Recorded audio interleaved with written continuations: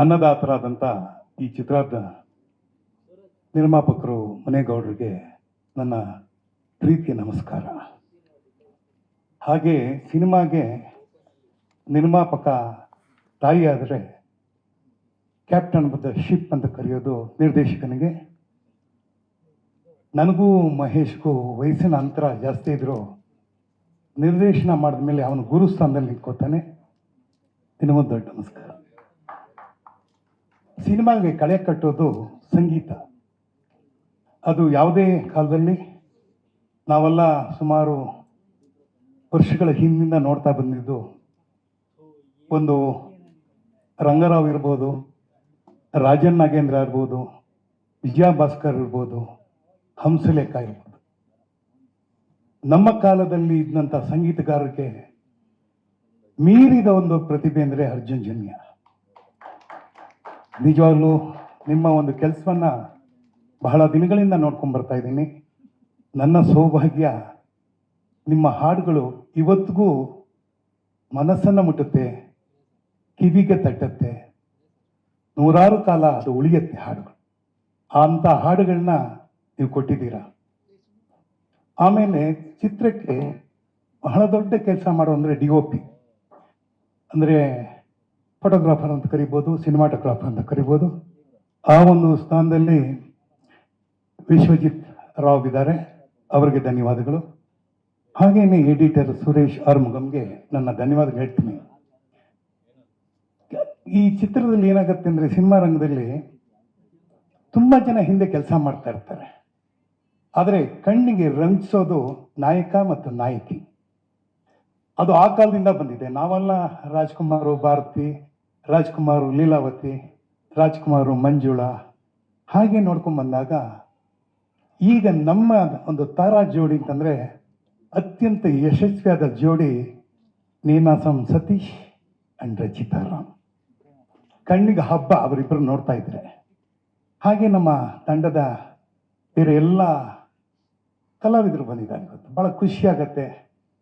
ಅದರಲ್ಲಿ ಮುಖ್ಯವಾಗಿ ಈ ಅಯೋಗ್ಯ 2 ಮಾಡುವಾಗಲೇ ನನಗೂ KR ಪೇಟೆಗೂ ಮಂಡ್ಯದಲ್ಲೇ ದೊಡ್ಡ ಗಲಾಟೆ.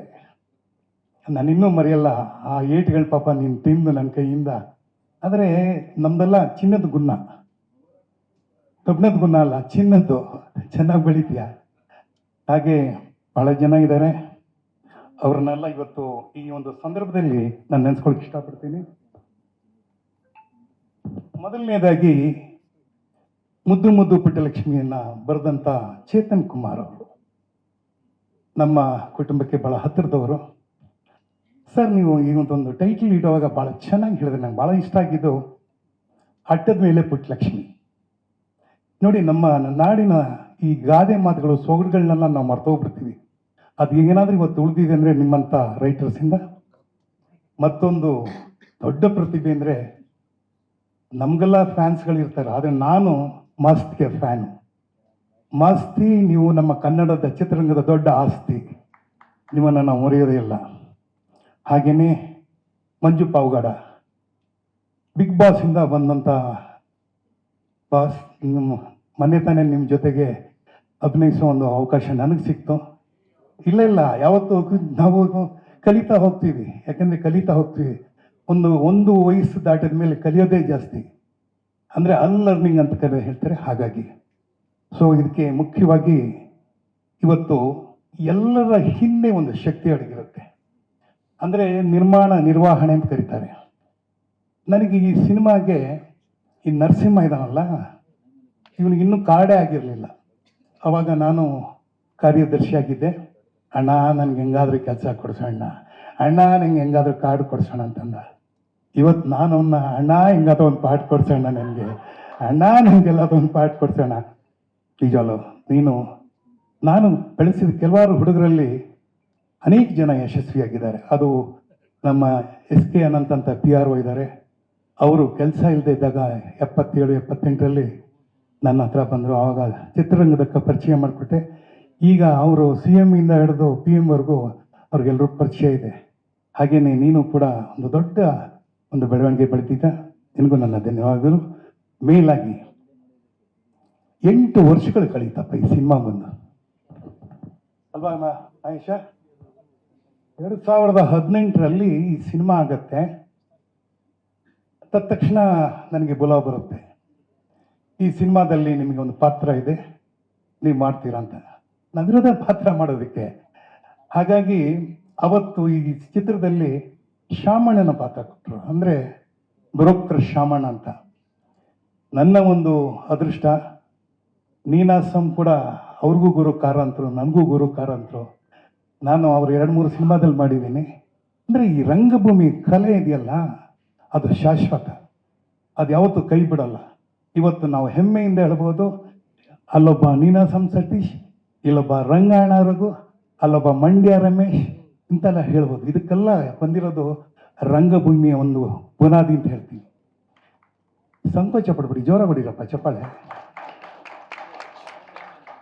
ನನಗೆ ಈ 8 ವರ್ಷದಲ್ಲಿ ಆದ ಅನುಭವಗಳು ಅಂತಂದರೆ, ಒಂದು ನಿಟಕ್ಕೆ 1-2 ನಿಮಿಷ ಜಾಸ್ತಿ ತಗೋಬೋದ ನಿರ್ಮಾಪಕರೇ? 1-2 ನಿಮಿಷ.